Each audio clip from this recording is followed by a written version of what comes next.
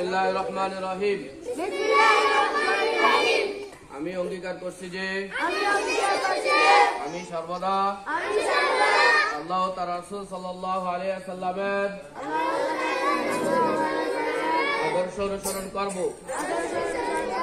আমি সত্য, ন্যায় ও নৈতিকতার পথে চলব।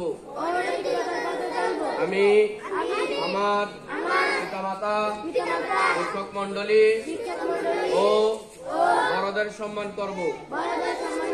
আমি মাদ্রাসার শৃঙ্খলা মেনে চলব ও নিয়মিত ক্লাস করব।